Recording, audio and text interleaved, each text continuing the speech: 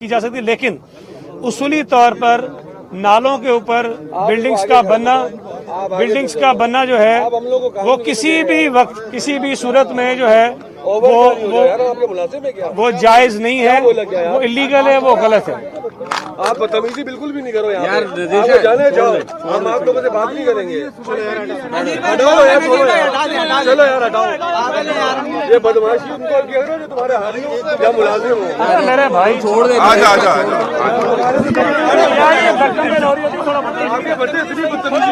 यार रोई नहीं, कोई नहीं यार, होता है यार, रश है ना, रश तुम्हारे मुलाजिम है। अच्छा भाई यार छोड़ दे यार, प्लीज छोड़ो यार,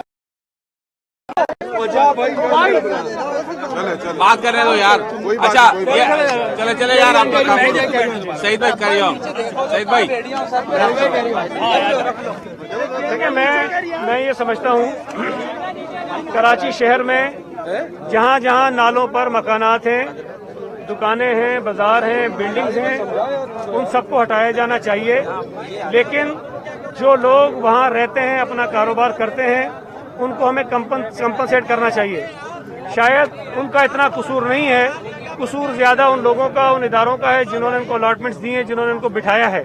तो इस बात की निशानदेही भी होनी चाहिए कि किस दौर में, किस वक्त में, किसके जरिए ये अलॉटमेंट लेटर्स इशू हुए हैं और उनके खिलाफ हम कार्रवाई करें। लेकिन नालों के ऊपर जो लोग बैठे हैं इनको उठाना बहुत जरूरी है, वरना खुदा ना खास्ता इस किस्म के वाकयात जो है हमें देखने पड़ेंगे। अच्छा, आपने एक बात नहीं तो टोटल आपकी है और आप हमेशा आके मना करते हैं कि मैं नहीं तोड़ूंगा, मैं नहीं करूंगा, तो आप सियासत के चक्कर में लोगों की जान गलत बात नहीं, गलत बात।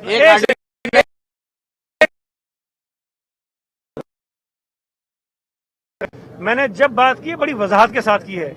अभी अगर असेंबली में मेरी तकरीर उठा के देखें, मैंने कहा कि नाले के ऊपर जो मकानात बने वो रेगुलाइज नहीं होंगे, पानी की लाइनों के ऊपर जो बने वो रेगुलाइज नहीं होंगे, समंदर के बीच में लोगों ने पेट में जो मकानात बना दिए वो रेगुलाइज नहीं होंगे, ये कहा है।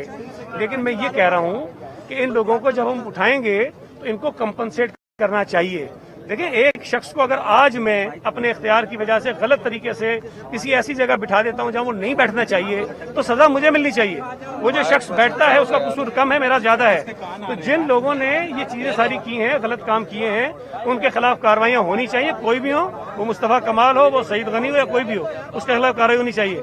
लेकिन जिस ऑर्डिनेंस की बात कर रहे हैं जो हमने भेजा है, उसके अंदर ये वाज़ेह तौर पर लिखा है कि ऐसी कोई इमारत जो पानी के फ्लो को रोकती हो, चाहे वो पीने का पानी हो, चाहे वो ये सीवरेज का पानी हो, चाहे वो नाले का पानी हो, वो रेगुलराइज नहीं होगी।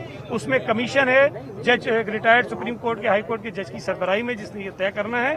तो ये गलतफहमी बिल्कुल किसी के जहन में नहीं रहनी चाहिए कि जो ऑर्डिनेंस हमने कहा है मुजवजा, उसके अंदर कोई ऐसी चीज है कि सब चीजें जो है वो हलाल है, सब रेगुलर। अच्छा सईद भाई, ये बताइए कि आप यहाँ पर आए, विजिट किया, आपके ख्याल में इसका वाकये का असल जिम्मेदार है वो कौन है और उसके खिलाफ अब क्या कार्रवाई की जाएगी? देखिए, मैंने अभी आपको ये बात बताई कि जो इत्तलात हमें दी गई हैं, जो मालूमात दी गई हैं, उसमें साइट एसोसिएशन ने ये जगह किराए पे दी हुई है।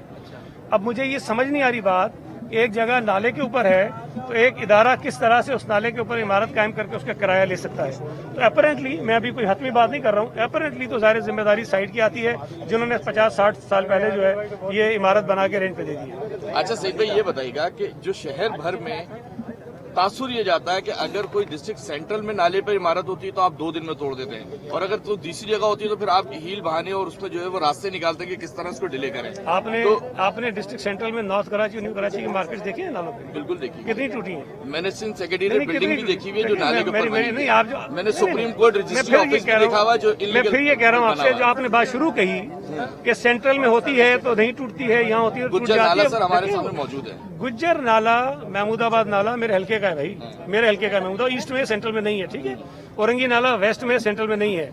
अगर तो उस पर एक इत्तेफाक है कि नाले को बड़ा करना चाहिए इसलिए कि कराची के शहरियों को बारिश में तकलीफ होती है, तो मेरा ख्याल है कि वहाँ से जो मकानात टूटे, हमारा ये कहना है कि उनको प्रॉपरली कंपनसेट किया जाए। ये नहीं कह रहे कि उठा के फेंक दें, वो इंसान है, गरीब लोग हैं, हमारे मुल्क के शहरी हैं, उनकी प्रॉपर कंपनसेशन होनी चाहिए ताकि कहीं जाकर अपनी वो छत बना सके। उस हद तक बिल्कुल साथ है, लेकिन जो तासुर आप दे रहे हैं, मैं समझता हूँ ऐसे मौकों पर ये तासुर देने की बात मुनासिब नहीं है। जहाँ जहाँ गलत चीजें बनी हैं, और ये आपको भी पता है कि शहर में ज्यादा किसने बनाई है, पार्क पर कब्जे किसने करवाए, ग्राउंड पर कब्जे किसने करवाए, नालों पर आबादियां किसने करवाई है, तो ये अगर इस चीज में हम जाएंगे तो फिर शायद ये जो सवाल आप कर रहे हैं ना, ये आपके लिए मुश्किल है। कादिर भाई ये बताया जाता है कि हमारी समझा आपका घर है, आपके घर में इतना बड़ा वाकया हो गया है, जिम्मेदारों के खिलाफ आप किस हद तक जाएंगे कि 12 लोगों की कीमती जाने गई हैं और इतने 12 से 13 और इतनी जख्मी भी हैं। बहुत शुक्रिया भाई, वाकई आपने बिल्कुल दुरुस्त फरमाया।